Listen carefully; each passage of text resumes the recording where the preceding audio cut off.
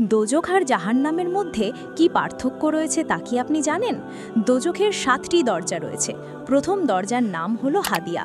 সেই দরজায় প্রবেশ করবে মুনাফিকেরা। মুনাফিক হলো তারা যারা দেখতে মুসলিম হলেও ভিতরে কুফরিতে ভরা। দ্বিতীয় দরজার নাম হচ্ছে জাহিম। এই দরজা দিয়ে মুশরিকরা প্রবেশ করবে। মুশফিক হলো যারা আল্লাহর সাথে শিরক করে। তৃতীয় দরজার নাম হলো সাকার।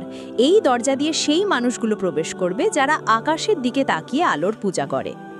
চতুর্থ দরজার নাম হচ্ছে লাজা। এই দরজা দিয়ে শয়তান ও তার অনুসারীগণ প্রবেশ করবে। পঞ্চম দরজার নাম হলো হুদমা। এই দরজা দিয়ে ইহুদিরা প্রবেশ করবে। ষষ্ঠ দরজার নাম হলো সাইর।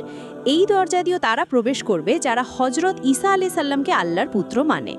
সবশেষে সপ্তম দরজার নাম হলো জাহান্নাম, যে দরজা দিয়ে আমাদের আখেরি নবী হজরত মুহাম্মদ সাল্লাল্লাহু আলাইহি সাল্লামের গুনাহগার উম্মতেরা প্রবেশ করবে। এই জাহান্নামই হলো এমন এক দরজা যেখানে পাপীরা প্রবেশ করতে পারবে এবং সাজা শেষ হয়ে গেলে বের হতে পারবে।